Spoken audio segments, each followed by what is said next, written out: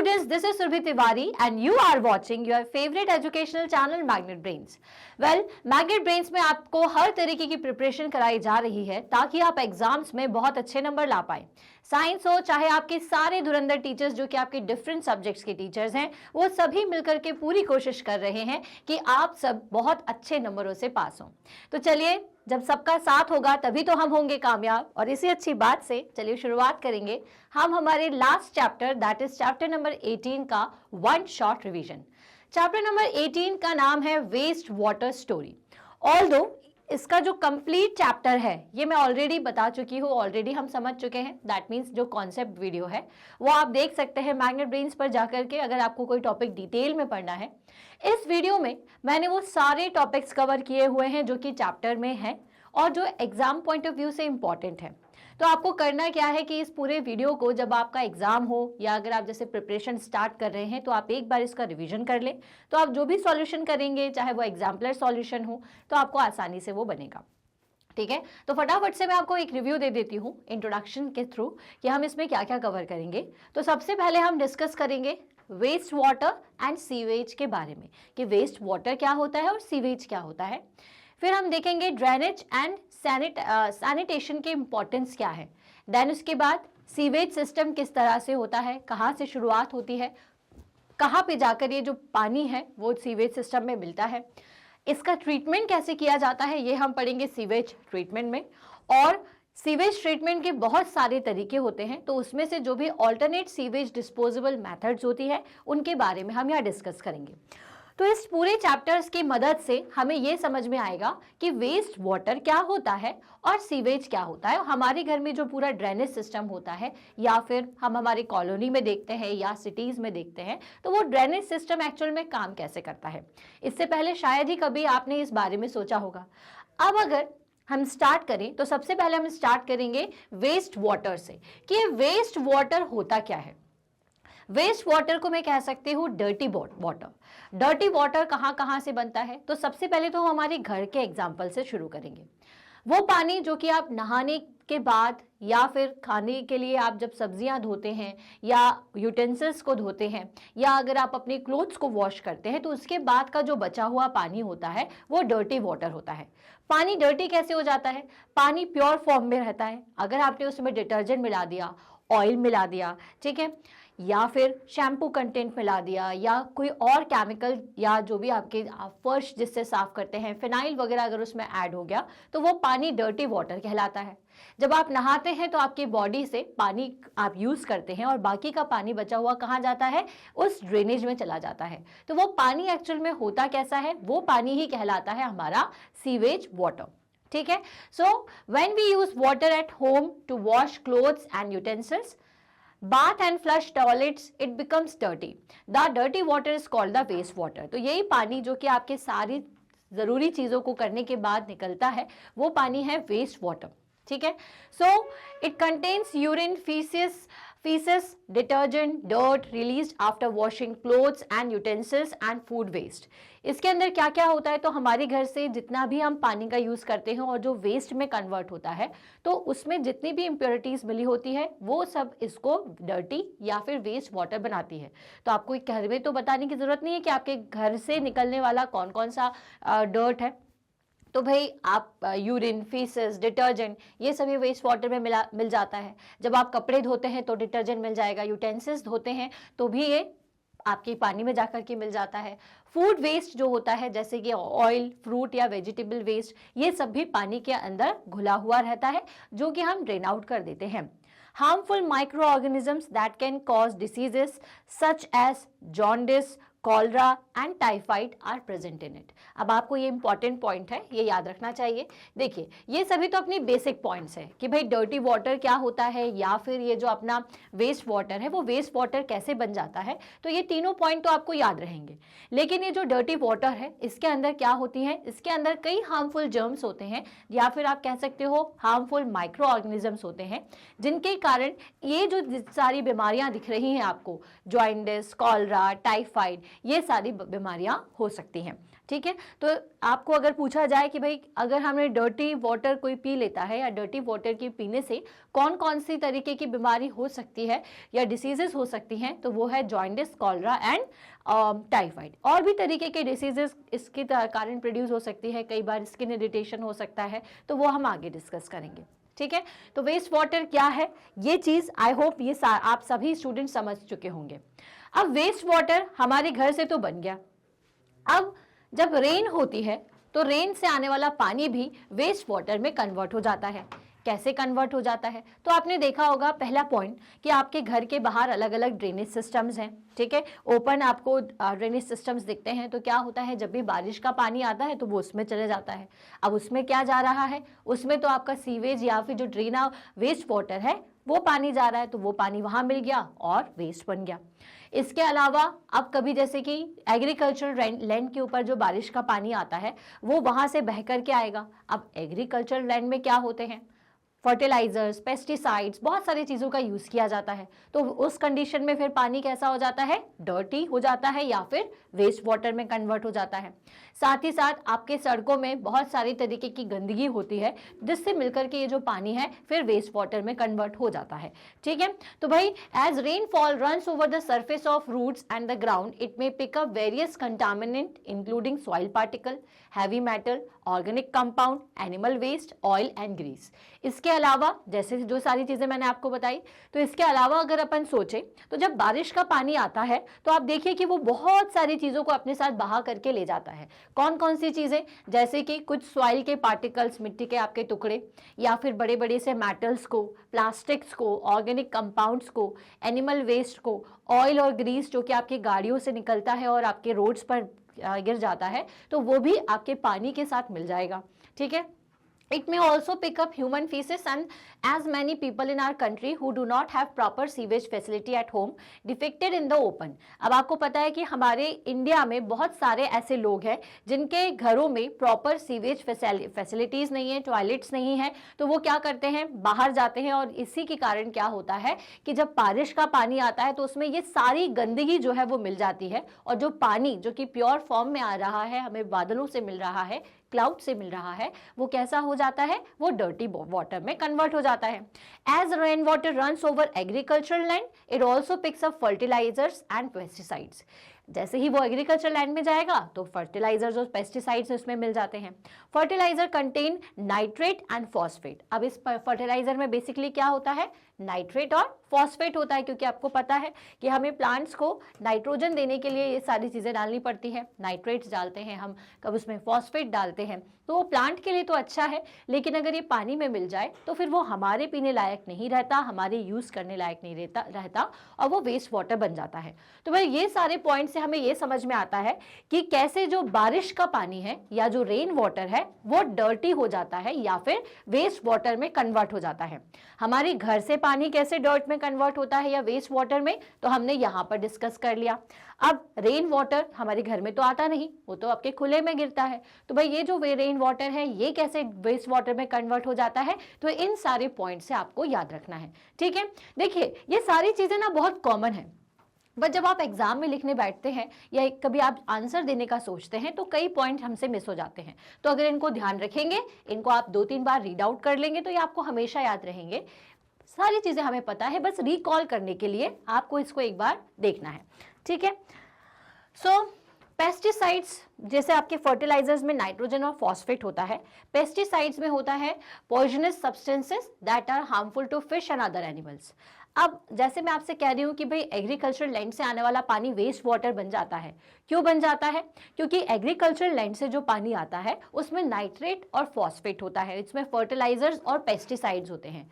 तो फर्टिलाइजर मतलब जिसमें नाइट्रोजन और फॉस्फेट का कंटेंट हो, और पेस्टिसाइड्स मतलब जिसमें कि पॉइजनस सब्सटेंस होता है। ठीक है, जो कि जनरली उसके ऊपर लगने वाले छोटे छोटे से इंसेक्ट्स को मारने के लिए डाला जाता है। तो अगर ये जो पेस्टिसाइड है वो पानी में मिल जाए और अगर अपन उसे किसी रिवर में डाल दें तो रिवर की जो फिशेज हैं उनके लिए ये हार्मफुल रहेगा, क्योंकि ये पॉइजनस होता है। All this waste water form sewage, और ये जो पूरा वेस्ट वाटर है जो कि आपके घर से आ रहा है, रेन से आ रहा है, मतलब वेस्ट वाटर मतलब डर्टी वाटर, ये सभी ही सीवेज बनाता है।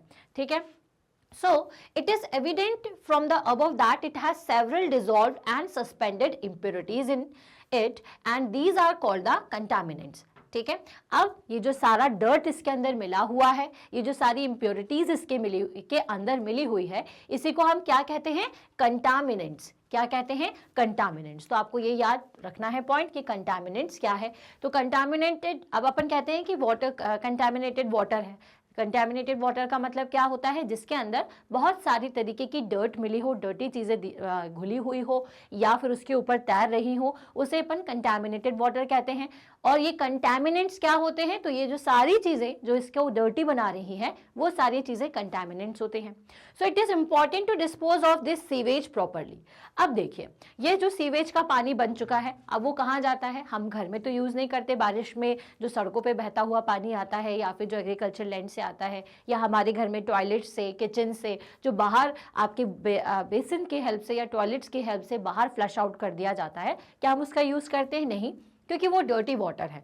ठीक है, अगर इस डर्टी वाटर को हमने डायरेक्टली रिवर्स में डाल दिया तो क्या होगा? आपके जो एक्वेटिक एनिमल्स हैं, साथ साथ में जो प्लांट्स हैं, उन सभी को बहुत ज़्यादा नुकसान होगा।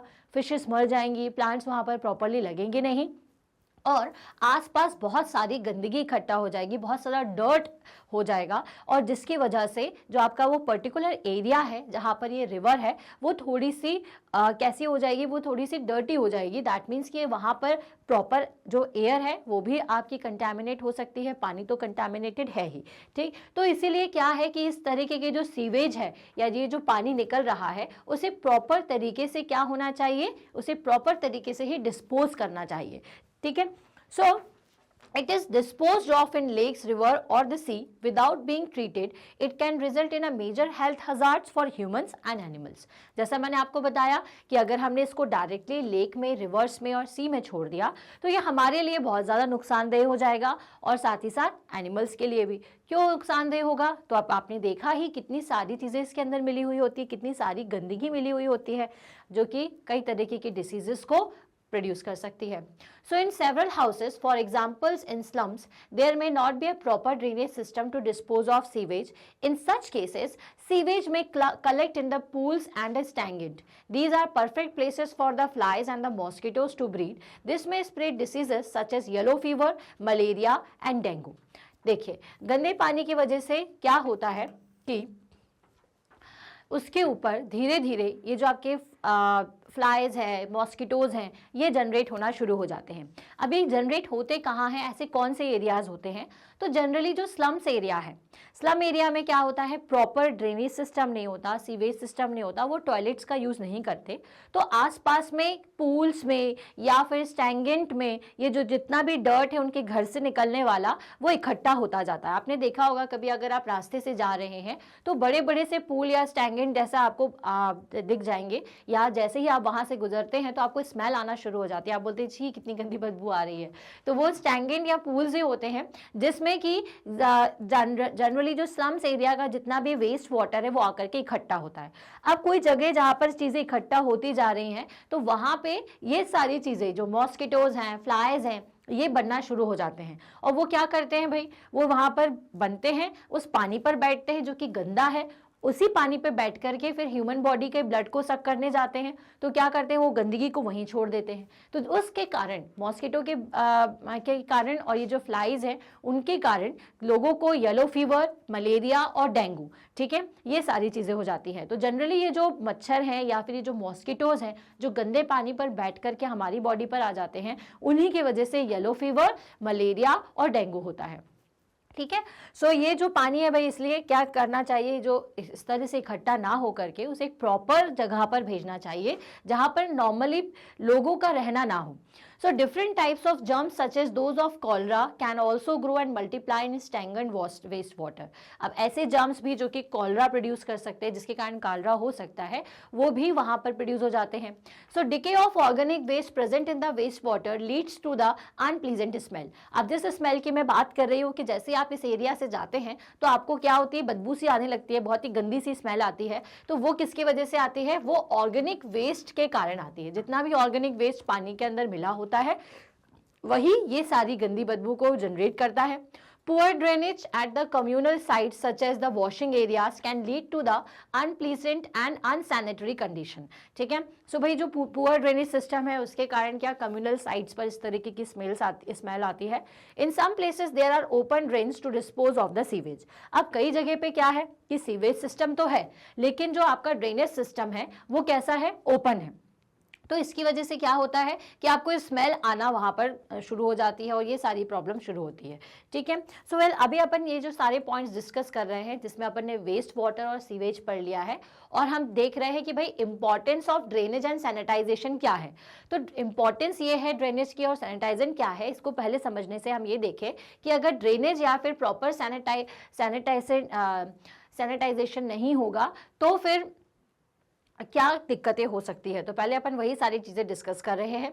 So these drains can get easily blocked by plastic bags and can overflow. अब कई जगह पर जैसे अभी अपन डिस्कस कर रहे हैं ओपन ड्रेनेज सिस्टम होता है, ओपन सीवेज सिस्टम होता है जिसके वजह से सैनिटेशन और जो ड्रेनेज है वो बहुत बेकार हो जाता है. क्योंकि खुले हुए में क्या होता है कि कई बार जैसे कि ये जो ओपन आपको ड्रेनेज सिस्टम दिख रहा है इसमें जाकर के कई बार क्या होता है कोई प्लास्टिक का टुकड़ा या फिर आपका जो मेटल का पीस है वो जाकर के फंस जाता है जिसकी वजह से वहां पर ब्लॉकेज हो जाता है और ये जो पानी जहां जाना चाहिए वहां की जगह पाइप से ओवरफ्लो होकर के रोड्स पर बहना शुरू हो जाता है. So therefore the problem of smell, breeding of the mosquitoes, flies and germs are encountered in open drain also. तो भाई अगर कोई भी चीज ओपन में है जैसे कि अपन ने वहां पर देखा था कि अगर ड्रेनेज सिस्टम नहीं है तो पूल्स में या स्टैगनेंट में जाकर के वो पानी इकट्ठा होता था जिसकी वजह से मॉस्किटोज वगैरह जनरेट हो रहे हैं. लेकिन कहीं कहीं पे ड्रेनेज सिस्टम होता है लेकिन वो ओपन ड्रेनेज सिस्टम होता है जो कि अगेन क्या करेगा, स्मेल प्रोड्यूस करेगा और अगेन उसमें फ्लाइज और मॉस्किटो प्रोड्यूस हो सकते हैं. सो अनट्रीटेड और inadequately treated sewage is the major source of the ground water and surface water pollution. अब देखिए सारी पॉइंट्स को याद रखते हुए अपन चल रहे हैं. अब अपन ने ये देखा कि चलिए ये तो हमारे ह्यूमंस को तो दिक्कत कर ही रहा है, साथ ही साथ ये जो गंदा पानी है, ये जो सीवेज का पानी है, ये इसके लिए ड्रेनेज क्यों इंपॉर्टेंट है वो भी प्रॉपर इसीलिए इंपॉर्टेंट है क्योंकि देखिए ह्यूमन को तो नुकसान पहुंचा ही रहा है, साथ ही साथ ये ग्राउंड वाटर में भी पहुंच जाता है. ग्राउंड वाटर जो कि अपना सबसे प्योर पानी है जो कि आपकी धरती के अंदर है. ठीक है, तो अगर अपन उस पानी में ग्राउंड वाटर में ये जो डर्ट है वो जाकर के मिल जाएगी तो वो वाटर भी कैसा हो जाएगा, पॉल्यूटेड हो जाएगा. साथ ही साथ सरफेस वाटर मतलब रिवर पे, पॉन्ड्स में, लेक्स में अगर ये पानी जाकर के मिल जाए तो ये पॉल्यूशन क्रिएट करता है. So the organic material that is discharged with the sewage into the water bodies uses up substantial oxygen and thereby disturbs the ecological balance of rivers and lakes. अब क्या होता है बेसिकली कि ये dirt तो करते ही हैं, स्मेल प्रोड्यूस हो जाती है, बाकी की गंदी चीज़ें तो इसमें जाती ही हैं. साथ ही साथ क्या होता है कि इसमें क्योंकि ऑलरेडी ऑर्गेनिक मटेरियल्स होते हैं तो ऑक्सीजन कंटेंट ऑलरेडी होता है तो ये पानी में जब जाता है तो वहाँ पे ऑक्सीजन का जो कंसंट्रेशन है वो थोड़ा सा डिस्टर्ब हो जाता है. ठीक है, तो एक अनबैलेंस हो जाता है क्योंकि ऑलरेडी आपको पता है पानी में ऑक्सीजन मॉलिक्यूल्स होते ही होते हैं. तो अगर उसमें जब ये डर्ट जाएगा तो उससे क्या होता है, ये बैलेंस पूरी तरीके से बिगड़ जाता है. जो प्रॉपर एक बैलेंस होना चाहिए तो वो इसके कारण बिगड़ जाता है और आपका जो ग्राउंड वाटर है या फिर जो आपका रिवर्स, लेक्स या अपन बोले जो अपना सरफेस वाटर है ये सभी बुरी तरीके से पॉल्यूट हो जाता है.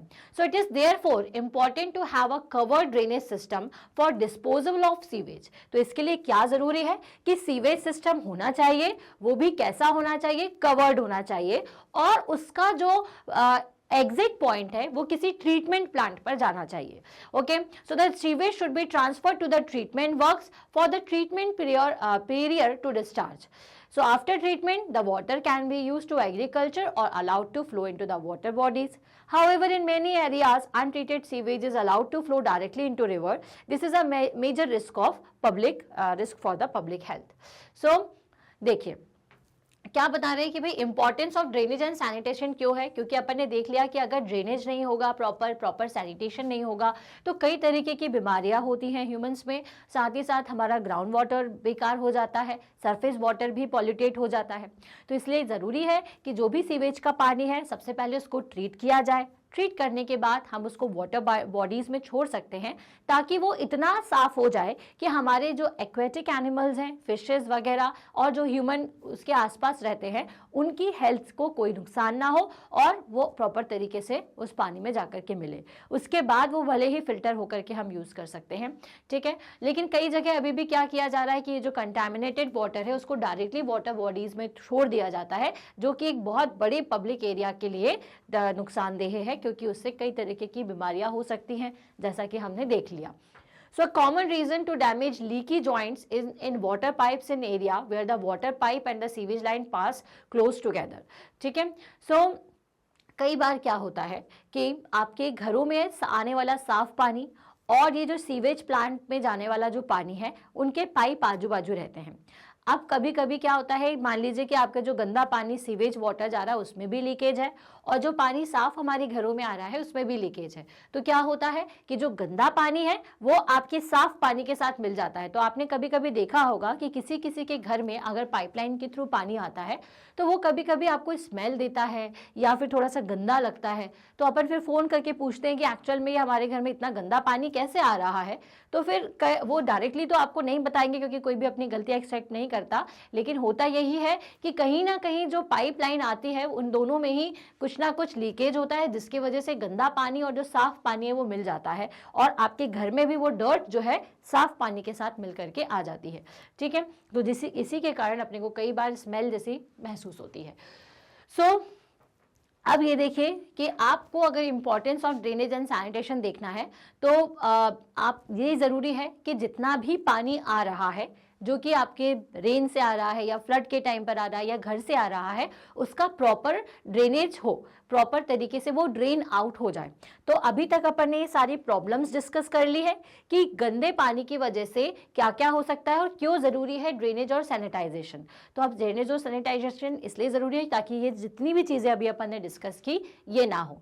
अब हम ये याद कर लेते हैं या ये रिवाइज कर लेते हैं कि हमें अगर ये जो पानी है उसको साफ पानी के साथ ना मिले, वो प्रॉपर एक ऐसी ट्रीटमेंट प्लांट तक पहुंच जाए, तो उसके लिए क्या क्या करना चाहिए। तो सबसे पहला है फ्लड या फिर स्टॉर्म वाटर ड्रेनेज, ठीक है। अब ये जो स्टॉर्म की वजह से या रेन की वजह से जो गंदा पानी आता है उसका प्रॉपर ड्रेनेज कैसे होता है। So when it rains heavily, large amount of water comes down in a short time. If the city does not have a proper storm water drainage system, this water starts overflowing on the streets and may even enter houses. This is dangerous for the public health and property. Sanitation system can overflow during the floods. अब देखो, जब flood आता है या storm आता है, उस condition में जब बहुत हैवी रेन होती है तो जो पानी है वो ड्रेन आउट तो होता है, लेकिन इतना एक्सेस अमाउंट ऑफ पानी आता है कि उसकी वजह से जो ड्रेनेज का पानी है वो ऊपर उठना चालू हो जाता है गंदगी के साथ में। पानी आता जा रहा है और गंदगी को ऊपर उठाता जाएगा, क्योंकि बहुत सारा पानी भर जाता है। साथ ही साथ जो घर से आने वाले पानी की जो लाइन्स हैं वो भी सब भर जाती हैं, और पूरे शहर में हमारे जब पानी भरता है तो ये गंदा पानी भी भर जाता है। So there is also the risk of flood water contaminating drinking water supply, bursting the pipeline and causes the sewer to back flow or even break. तो अगर आपको पूछा जाए कि भाई ये जो फ्लड या फिर स्टॉर्म की कंडीशन है वो किस तरह से ड्रेनेज को इफेक्ट करती है, तो ये सारे पॉइंट अपने को याद रखना है कि अगर बहुत तेज़ी से फ्लड आता है या बहुत हैवी रेन होती है तो उस कंडीशन में ये जो हैवी रेन है, ये पहली चीज़ तो जितनी भी हमारी वाटर सप्लाईज हैं उनको नुकसान पहुंचा सकती है, पाइपलाइन को तोड़ेगी, या फिर जो आपके सीवेज सिस्टम है वो बहुत ओवरफ्लो हो जाएंगे, जिसकी वजह से जितना साफ पानी है वो गंदे पानी के साथ में मिल सकता है। So this situation present a major health risk और excreta will flow on to the surface. That is why cholera epidemic are common after the flood. इसलिए क्या होता है, ये जो सिचुएशन है इसके कारण, क्योंकि गंदा पानी एक्सेस में फैलने लग जाता है, तो जिसकी वजह से जो भी फ्लड या फिर कोई कंडीशन होती है तो उसके बाद लोगों में कॉलरा जैसे टाइप के ये जो एपिडेमिक्स है ये होने की कंडीशन ज़्यादा हो जाती हैं। तो इसीलिए क्या ज़रूरी है कि भाई अगर फ्लड है तो इस सिटीज़ में क्या होना चाहिए कि सेपरेट पाइप नेटवर्क होना चाहिए, जैसे कि आप देख पा रहे हो।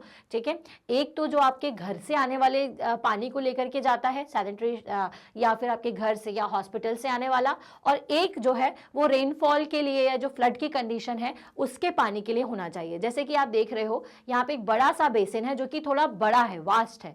ठीक है, तो जो भी पानी आएगा तो वो सिर्फ इस पानी से जाए। ये जो सैनिटाइजेशन के लिए जो पानी आ रहा है, जो सैनिटरी पाइप आ रहे हैं आपके घर से, उसके साथ इसका कॉम्बिनेशन ना हो।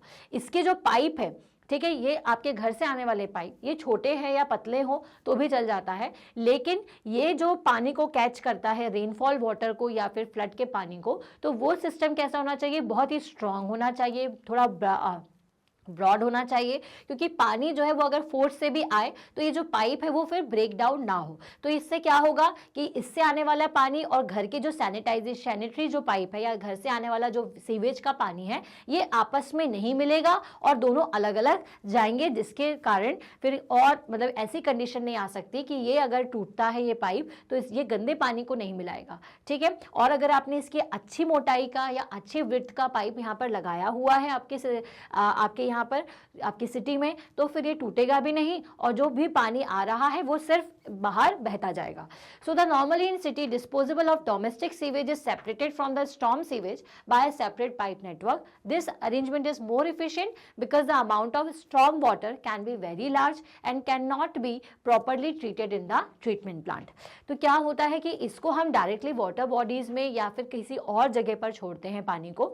ये जो पानी है ये तो ट्रीटमेंट प्लांट में ही जाएगा, लेकिन इस पानी को हम क्या कर सकते हैं, इससे डिफरेंट जगह पर रखते हैं, क्योंकि इतना एक्सेस में अगर पानी आता है तो उसको डायरेक्ट अपन ट्रीटमेंट प्लांट की जगह कहीं और इकट्ठा करेंगे। ठीक है, सो अब आती है बारी की सीवेज सिस्टम की, कि जो सीवेज सिस्टम है वो एक्चुअल में वर्क किस तरह करता है। तो यहाँ तक जितने मैंने पॉइंट डिस्कस किए हैं, आई होप आपको समझ में आ गए होंगे कि ड्रेनेज सिस्टम क्या है। मतलब कि सबसे पहले तो अपन ने डिस्कस किया था कि वेस्ट वाटर या सीवेज क्या होता है, इसके बाद कि ड्रेनेज या सैनिटाइजेशन की या सैनिटेशन की क्यों ज़रूरत होती है, और फिर हमने ये देखा कि फ्लड या फिर वाटर ड्रेनेज जो है वो कितना ज़्यादा हार्मफुल हो सकता है। तो जब फ्लड या फिर हैवी रेनफॉल आती है तो उसके कारण अगर दोनों ही पानी को डिस्पोज करने की या फिर जो सीवेज लाइन है दोनों पानी के लिए, आपके घर से आने वाले पानी की और ये जो फ्लड से आने वाला पानी है, अगर इन दोनों की पाइपलाइन एक होगी तो क्या होगा, मिक्स हो जाएगा पानी और ओवरफ्लो हो जाएगा। इसलिए ज़रूरी है कि गंदे पानी जो कि आपके घर से आ रहा है और वो पानी जो कि फ्लड से आ रहा है, उन दोनों की पाइप की कनेक्शन ही अलग कर दो ताकि दोनों आपस में ना मिले और गंदगी ऊपर तक ना उठे। ठीक है, तो सिटीज़ में जनरली यही चीज़ की जाती है। अब अपन देखते हैं कि सीवेज सिस्टम एक्चुअल में काम कैसा करता है, दैट मीन्स कि कहाँ से शुरू होता है और कहाँ पर पहुँचता है। ठीक है, तो चलिए शुरुआत करते हैं सीवेज सिस्टम की। तो सीवेज सिस्टम क्यों ज़रूरी है, तो अभी अपन सब कुछ समझ चुके हैं, लेकिन अब सीवेज सिस्टम में होता क्या है। तो सीवेज आपको पता है आपके घर से जो गंदा पानी जाता है वो कहाँ पर होता है, ड्रेन आउट होता है। अब आपके घर में छोटे छोटे से ड्रेनेज सिस्टम लगे होते हैं, ठीक है, जिसके थ्रू आपके बेसिन का पानी, टॉयलेट का पानी फ्लश आउट होकर के बाहर जाता है। अब ये पानी या आपके घर से निकला, अब आपकी कॉलोनी में बहुत सारे घर होंगे, ये सारे घरों से वो पानी निकल करके अलग अलग पाइप्स के थ्रू एक पाइप में आ जाता है। ठीक है, अब आपके घर में लगने वाले पाइप्स या फिर जो आपके आसपास के घरों में लगने वाले पाइप है वो बने होते हैं पीवीसी मटेरियल के, जिसको अपन कहते हैं पॉलीविनाइल क्लोराइड। तो पॉलीविनाइल क्लोराइड के जो पाइप होते हैं वो 8 से 10 सेंटीमीटर डायमीटर के होते हैं। ठीक है, तो जो हमारा नॉर्मल घर के पानी का डर्ट है, वो डर्टी वाटर जो है वो यहाँ से निकल करके आता है, साथ ही साथ आसपास के घरों से। ठीक है, अब ये जो सारा पानी है वो एक पाइप में जाकर के मिल गया और ये जब कहाँ पहुँचता है, ये पहुँचता है आपके घर से, अपन घर का एग्जाम्पल लेके समझ रहे हैं, आपके घर से उस पॉइंट तक जहाँ पर इस पानी को ट्रीट किया जाएगा। ठीक है, तो आगे हम बताएंगे आपको सीवेज ट्रीटमेंट प्लांट के बारे में, लेकिन आपके घर से आने वाला पानी सीधे कहाँ जाता है, सीवेज ट्रीटमेंट प्लांट्स में जाता है। ओके, सो अब यहाँ से आपको दो तरीके के पाइप दिख रहे हैं, एक तो जो कि आपके फ्लड का पानी लेकर के जाएगा वो भी सीवेज प्लांट तक जाएगा, और आपके घर से आने वाला पानी वो भी। सो the sewage system consists of a network of underground pipe that transfer the sewage from the point it is produced to the point where it is treated. तो जहां से ये सीवेज प्रोड्यूस हो रहा है वहां से उस पानी को लेकर के जहां इसका ट्रीटमेंट किया जाना है वहां तक हम इस पूरे सिस्टम का यूज करते हैं जिसकी मदद से कंटामिनेटेड वाटर पहुंच पाए। Usually sewage from the houses flow through the cast iron polyvinyl chloride pipes. Cast iron का या फिर पॉलीविनाइल क्लोराइड के पाइप्स होते हैं विच में be 8 to 10 centimeter in diameter. ये पॉइंट याद रखिएगा स्टूडेंट्स कि जो पॉलीविनाइल क्लोराइड है और आपके कास्ट आयरन के मटेरियल के ही ये पाइप्स बने होते हैं, ठीक है। They are connected to the sewer mains, these consist of the large pipes laid below the ground. अब ये सभी जाकर के कहाँ मिलते हैं, तो मैंने आपको बताया था कि ये सारे पाइप्स एक जगह जाकर के मिलते हैं जिसको अपन सीवियर मेन्स कहते हैं। क्या कहते हैं?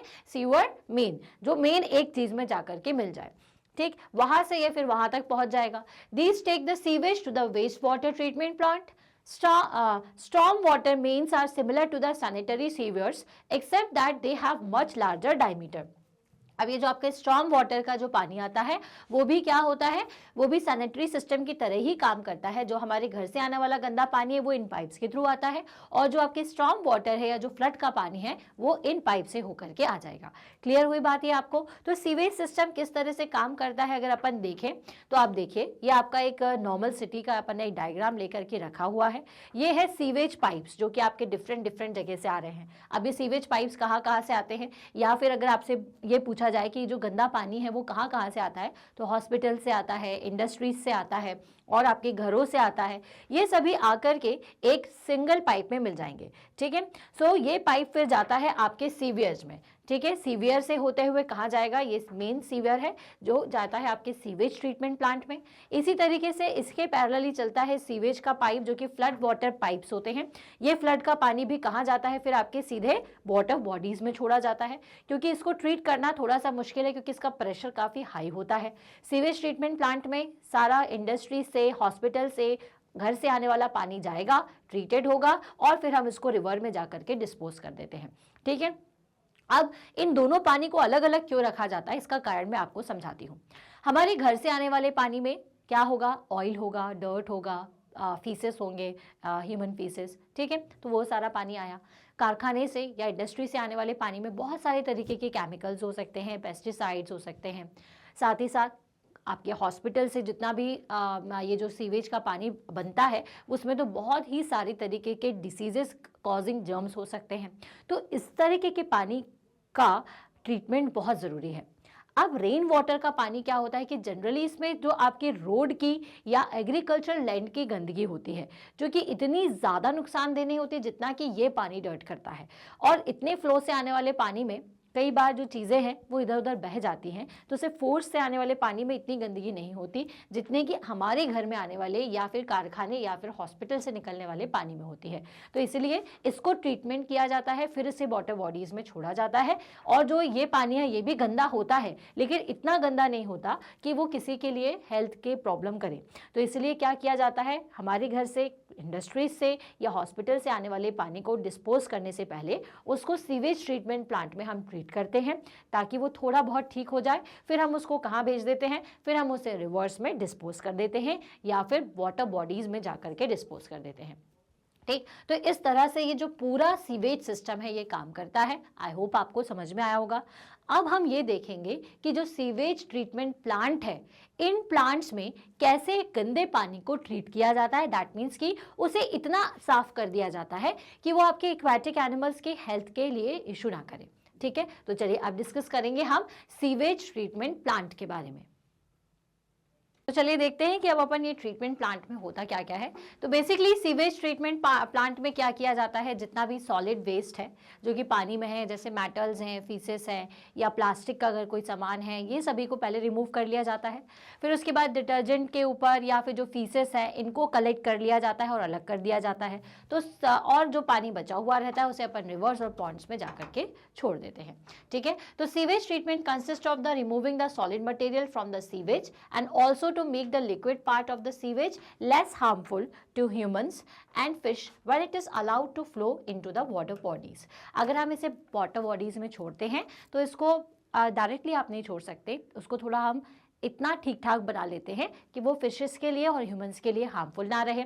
It involves the physical, chemical and biological process that remove the physical, chemical and biological contaminant present in the voice water.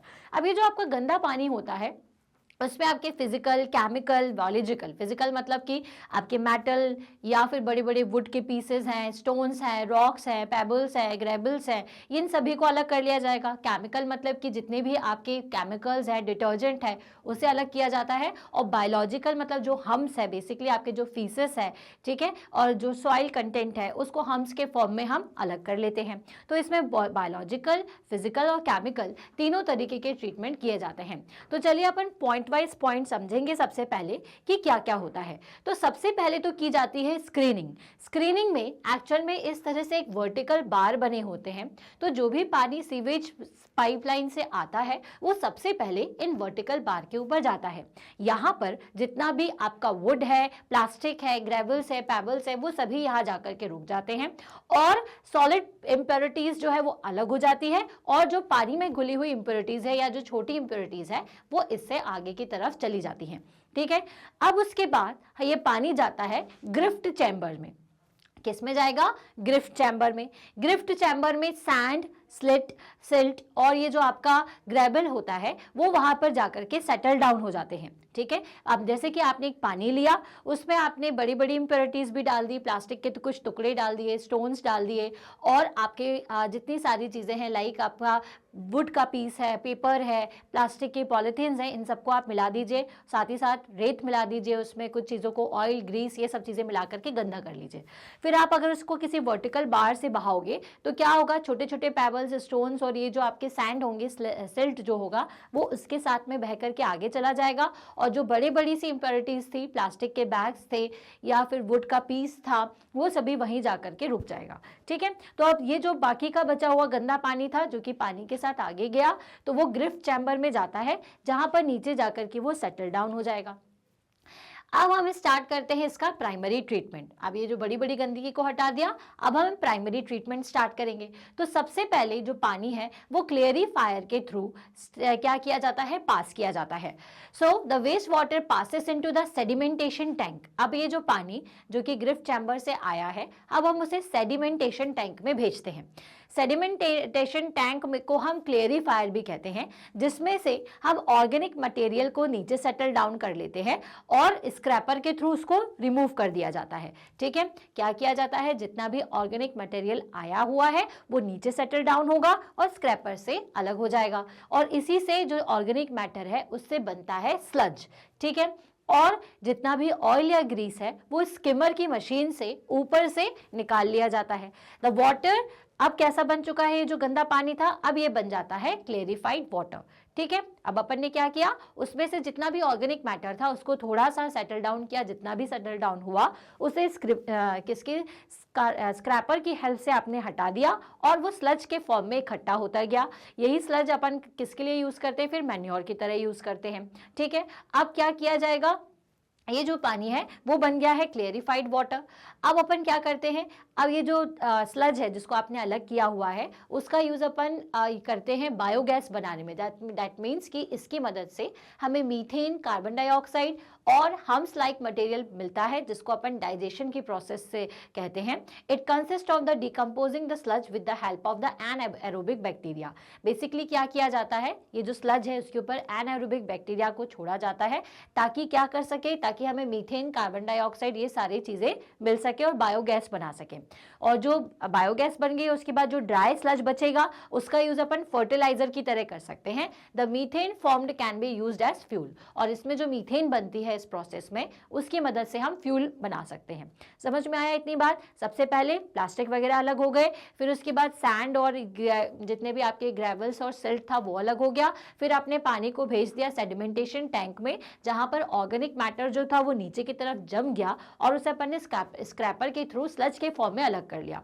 इस स्लज पे फिर एनाएरोबिक बैक्टीरिया को छोड़ा ताकि वो रिएक्शन करके मीथेन, कार्बन डाइऑक्साइड प्रोड्यूस कर सके, और इसका यूज अपन फ्यूल या बायोगैस की तरह यूज करते हैं।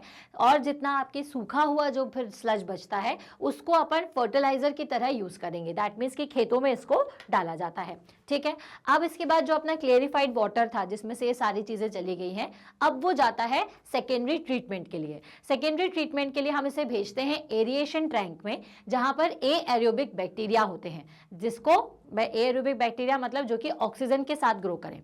ठीक है, सो ये क्या करते हैं, हैं जितना भी ऑर्गेनिक कंटामिनेंट बचा हुआ है इसके अंदर, जैसे फीसेस है, फूड का वेस्ट है, सोप है जो कि अभी तक पानी में रह गया है, उसको हटाने का काम करेगा।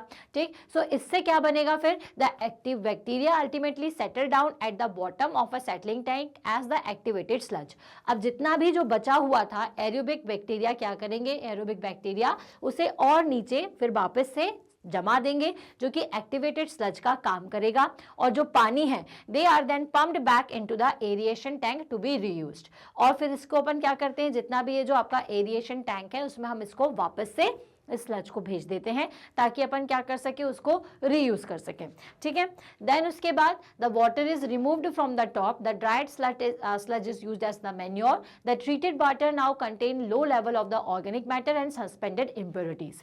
ठीक है, अब इसके बाद जो पानी है जिसमें से अपन ने सारा ऑर्गेनिक मटेरियल निकाल लिया, 2 बार इसको अपन ने एक बार एनएरोबिक के थ्रू स्लज को कर लिया और एरोबिक अपन ने उसमें ट्रीटमेंट किया, तो जितना भी सोप का कंटेंट था या फीसेस रह गए थे तो वो सेटल डाउन हो जाते हैं, जिसको अपन वापस से अलग करके एरिएशन में वापस यूज़ कर सकते हैं।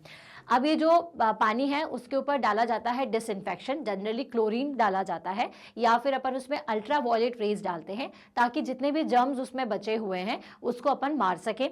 ये जर्म्स जब किल हो जाते हैं तो इस पानी को फिर हम वाटर बॉडीज में छोड़ देते हैं, जैसे कि रिवर में, लेक में, ताकि अपन एग्रीकल्चर या फिर इंडस्ट्रियल पर्पसेस के लिए इसको यूज़ कर सकें। तो अगर एक सीवेज ट्रीटमेंट प्लांट को अगर आपको देखना है तो अपन एक रेफरेंस अपन ने यहाँ लिया हुआ है, इसको देख सकते हैं।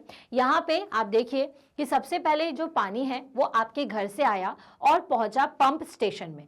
पंप स्टेशन क्या करते हैं, जितना भी पानी आता है उसे पंप करते हैं सीवेज ट्रीटमेंट प्लांट की तरफ। थोड़ा सा पानी क्योंकि धीरे धीरे आता है, पंप स्टेशन में क्या होगा, एक फोर्स लगेगा पानी के ऊपर, एक धक्का लगेगा उस पानी को और वो पहुंचता है इन स्क्रीन्स पर। मतलब हमने सबसे पहले जो वर्टिकल बार बताए थे आपको, यहाँ पे ये पहुंचा।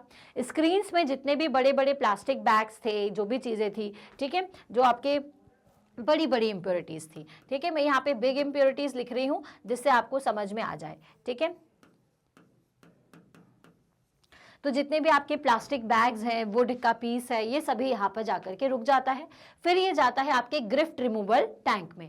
ग्रिफ्ट रिमूवल टैंक में क्या होता है, यहाँ पे ये जो सैंड है, ठीक है, सैंड, ठीक है, सिल्ट, ओके, और इसके साथ जितने भी ग्रेवल है, पेबल्स हैं, ठीक है, तो ये ग्रेवल, ये सभी इसमें जाकर के नीचे इकट्ठा हो जाते हैं। अब ये जाता है सेडिमेंटेशन टैंक में। ठीक है, सेडिमेंटेशन टैंक में यहाँ पर धीरे धीरे ये जो पानी है इसमें जितने भी आपके ऑर्गेनिक मैटर्स होते हैं, जैसे फीसेस है या जितना भी मटेरियल होता है, वो नीचे की तरफ जम जाता है। ठीक है, देन अपन इसे भेजते हैं क्लेरिफायर्स में। ठीक है, किस में भेजते हैं अपन इसे, क्लेरिफायर्स में, क्योंकि ये पानी क्लेरिफाइड पानी होता है। और ये जो नीचे जमा हुआ डर्ट है जो कि ऑर्गेनिक मैटर है, ठीक है, यहाँ पर क्या होता है, ऑर्गेनिक वेस्ट। ठीक है, ये जो ऑर्गेनिक वेस्ट है बेसिकली, इसको अपन कहाँ भेज देते हैं, इस ऑर्गेनिक वेस्ट को हम भेज देते हैं यहाँ पर, इस प्लांट में। ठीक है, इस प्लांट में जो कि बायोगैस बनाने के लिए इस ऑर्गेनिक मैटर का यूज करेगा। यहाँ पे होते हैं एनएरोबिक बैक्टीरिया जो कि मीथेन, कार्बन डाइऑक्साइड गैसेस निकालते हैं, जिसका यूज अपन बायोगैस प्लस पावर जनरेशन के लिए कर सकते हैं। ठीक है, अब इसमें क्या होता है कि आपके लैंड रेडिमेंटेशन से, रेमिडेशन से मतलब कि जो आपके जंगलों से आने वाला पानी है वो भी आता है, और वो भी कहाँ पर जाता है, आपके डिजास्टर टैंक के अंदर आता है, जिसका पानी अपन बायोगैस की तरह यूज कर सकते हैं क्योंकि इसमें भी सारा ऑर्गेनिक मैटर ही होता है। अब ये जो पानी है जो कि क्लेरिफाइड हो चुका है, अब ये जाता है क्लेरिफायर्स में। यहाँ इस क्लेरिफायर से हम इसको भेजते हैं ट्रिकलिंग फिल्टर के अंदर। यहाँ से किस में जाता है, ये फिल्टर के अंदर जाता है। ठीक है, ये जो फिल्टर टैंक है यहाँ पर इसको फिर से ट्रीटमेंट किया जाता है, ओडोर कंट्रोल किया जाता है, उसमें से जितनी बदबू है उसको खत्म की जाती है। फिर ये जाता है अगेन एरिएशन टैंक में। इस एरिएशन टैंक में होते हैं एरोबिक बैक्टीरिया जो कि क्या करेंगे, जितनी भी गंदगी अब बाकी बची कुची है जैसे सोप की या फिर जितना भी फीसेस वगैरह है वो इकट्ठा हो जाता है।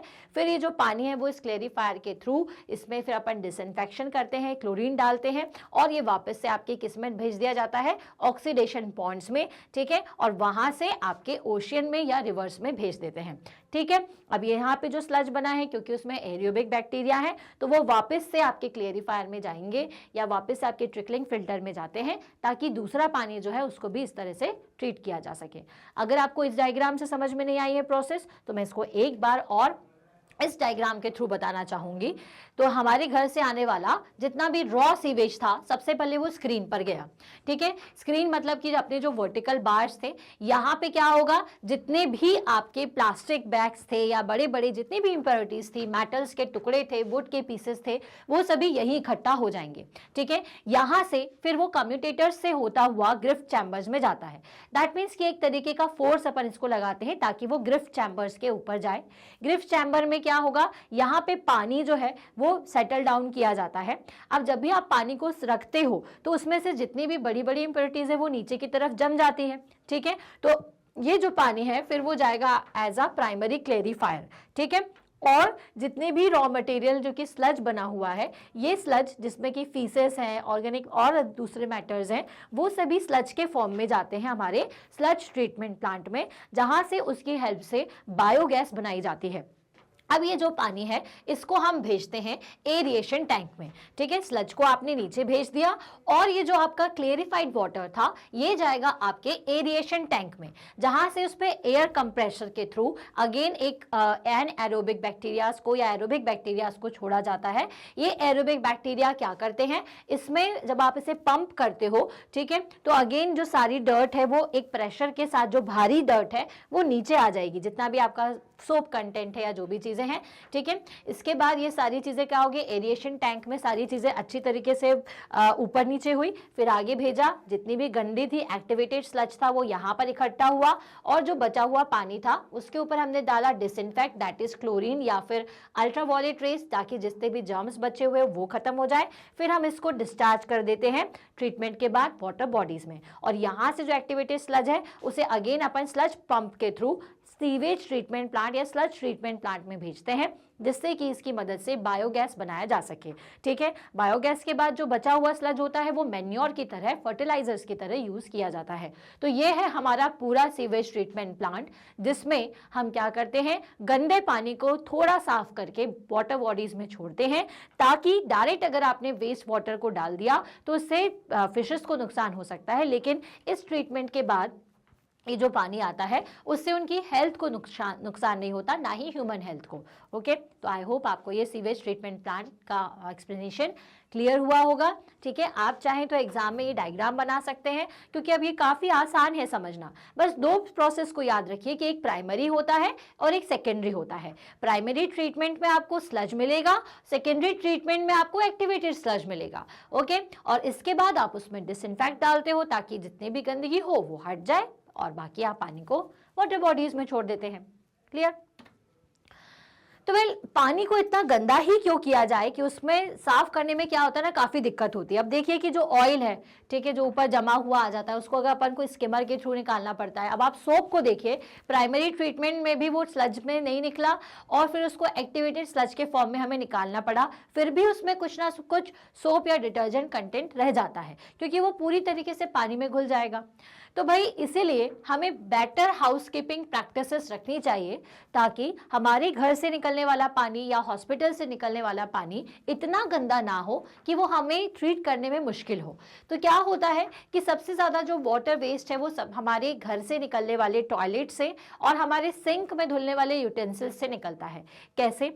So, a lot of the waste that we generate at the home is thrown into the sink or flushed down to the toilet. This adds to the sewage. The sewage is generally treated before being disposed of in a water bodies. अगर आप water bodies में डाल रहे हैं तो इस sewage को सबसे पहले ट्रीट किया जाएगा। The same water body may be the source of the water supply to the town. अब अपन ने उसे वाटर बॉडीज में तो छोड़ दिया, क्योंकि पानी को कहाँ छोड़ेंगे? अगर पानी खट्टा भी करेंगे तो उसमें फिर जर्म्स प्रोड्यूस हो सकते हैं, मॉस्किटोज, फ्लाइज, जिसकी वजह से दूसरे डिसीजेज होंगी। तो हम उसे ऐसी जगह छोड़ देते हैं जहाँ पर पानी कंटिन्यूसली बहता रहे, ताकि क्या हो, ताकि आपके पानी में ये सारी डर्ट ना हो। अब ये जो वाटर बॉडीज में हम पानी को भेज रहे हैं, अगेन हम इसी वाटर बॉडीज का यूज करते हैं पीने के लिए। सो a few simple steps at home can minimize the strain imposed on the water supply system in cleaning the water for our use. So, do not dispose of the cooking oils and fats in the kitchen sink. हमें kitchen sink के अंदर कोई भी oil या fats को नहीं डालना चाहिए। लाइक जैसे बचा हुआ खाने का तेल है, आप सिंक में डाल दोगे तो उससे सिंक भी ब्लॉक हो जाएगा, और दूसरी चीज़, जो पानी है उसमें भी ऑयल कंटेंट आ जाने की वजह से वो उससे रिमूव करना मुश्किल हो जाता है। सो इसके लिए आपको एक आगे अलग से डस्टबिन रखना चाहिए जिसमें आप इसे डिस्पोज करें। They can block the pipes when they harden. क्या होता है जब आप पाइप को पानी को इसमें डालते हो, ऑयल को डालते हो, तो ये धीरे धीरे आपके पाइप्स को ब्लॉक कर सकता है। Throw them in a dustbin. Do not dispose of the use tea leaves, solid food remains, sanitary napkins etcetera in the kitchen sink or in the toilet. The clogged drains and the prevent free flow of the oxygen that interfere with the decomposition process. Basically आपको ये ध्यान रखना है, अच्छी housekeeping practice कैसे कर सकते हैं। आपके घर में जितना भी ऑयल मटेरियल निकल रहा है कुकिंग के टाइम पर, तो आप उसे डायरेक्ट सिंक में ना डालिए, आपको उसे सेपरेट डस्टबिन में डालना चाहिए। जितना भी किचन का वेस्ट है, like vegetable waste, fruit waste, उसे भी पानी के साथ ड्रेनेज सिस्टम में ना डालें। पहली चीज़ तो आपका सिंक भी ब्लॉक हो सकता है, क्योंकि जो ऑयल है जब वो हार्ड हो जाएगा तो वो ब्लॉक करना शुरू कर देता है। तो आपने देखा होगा कि कई बार पानी ऊपर आ जाता है। तो इसी प्रॉब्लम से हटने के लिए आपको ये सारी चीज़ें अलग करनी है, ठीक है।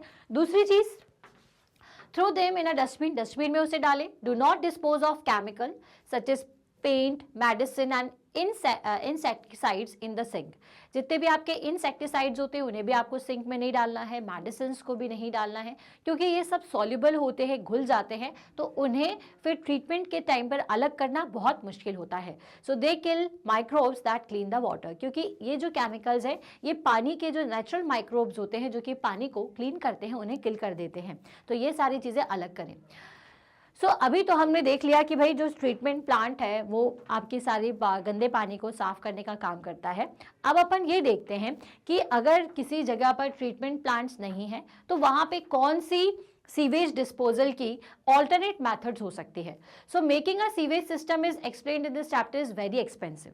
ये जो बड़ा सा अपन ने सीवेज सिस्टम देखा था वो सिटीज़ में तो लग जाएगा, लेकिन जहाँ छोटे छोटे से शहर हैं, छोटे छोटे से गांव हैं, वहाँ पर इतना बड़ा ट्रीटमेंट प्लांट लगाना पॉसिबल नहीं है। तो उसके लिए फिर क्या किया जाए?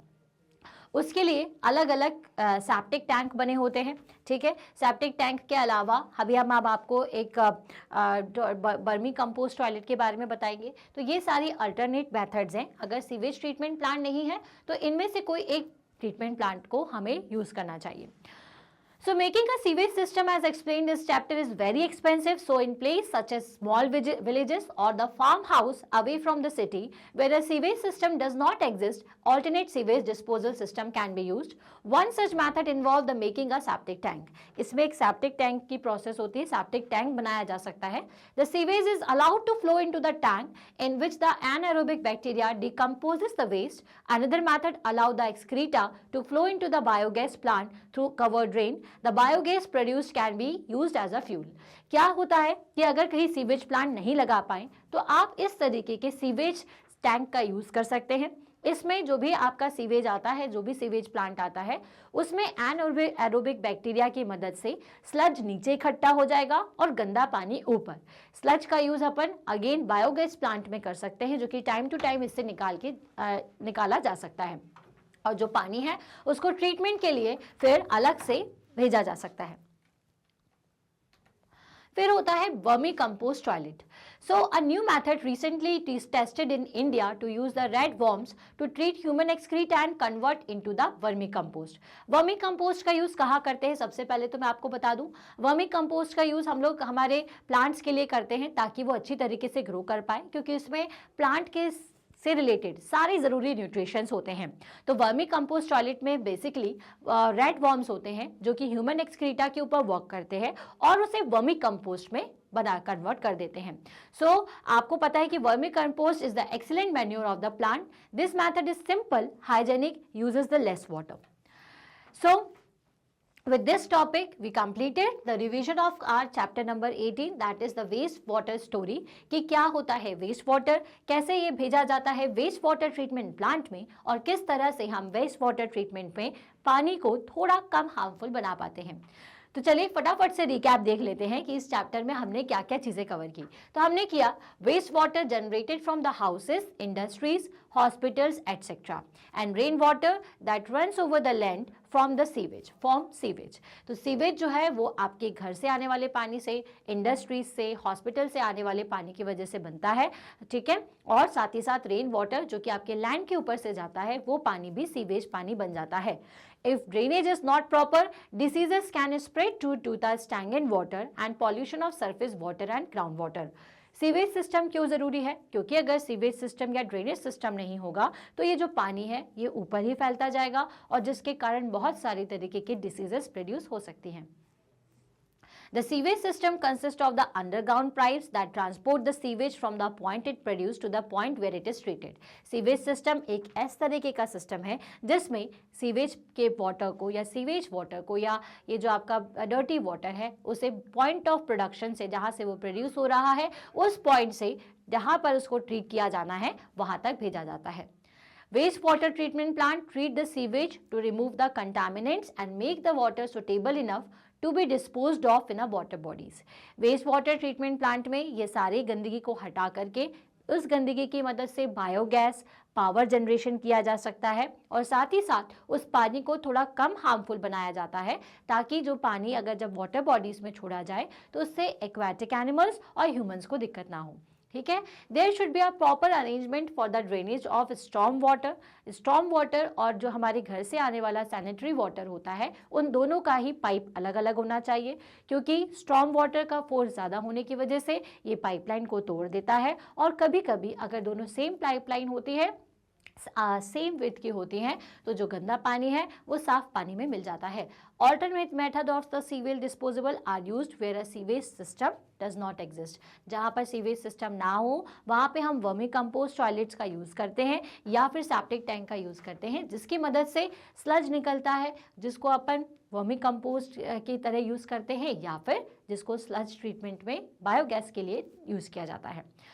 तो आई होप ये जो चैप्टर 18 था अब आपको क्लियर हो चुका होगा कि ये रिवीजन वीडियो है, क्या क्या आपको पढ़ना था, क्या क्या ज़रूरी पॉइंट्स थे हम वापस से रिवाइज कर चुके हैं। इसके अलावा हमने सारे साइंस के चैप्टर्स के रिवीजन वीडियोस ऑलरेडी अपलोड किए हुए हैं, आप देख सकते हैं मैग्नेट ब्रेन्स पर जाकर के। आपको करना क्या है, वन शॉट रिवीजन आप सिलेक्ट करिएगा। जैसे ही आप वन शॉट रिवीजन सिलेक्ट करते हैं तो सारे चैप्टर्स खुल जाएंगे, जो भी चैप्टर पढ़ना है उस पर क्लिक करिए और पूरा वीडियो तभी ज़रूर देखिए, तभी आपको पूरे टॉपिक्स क्लियर होंगे और आप अच्छे एग्जाम्स में नंबर ला पाएंगे। ओके, तो अगर आपको वीडियो पसंद आ रहा है तो लाइक करिए, कमेंट करके हमें बताइए और इसे शेयर करिए अपने सेम क्लास के स्टूडेंट्स के साथ और उनके साथ भी जो किसी और क्लास में है, क्योंकि हमारे पास 100% फ्री क्लासेस हैं किंडरगार्टन से क्लास 12 तक। चैनल को सब्सक्राइब ज़रूर करें ताकि जो भी रिसेंट अपडेट है वो तुरंत आप तक पहुंच जाए। हम मिलेंगे हमारे नेक्स्ट वीडियो में। Till then stay happy, stay healthy. Thank you so much.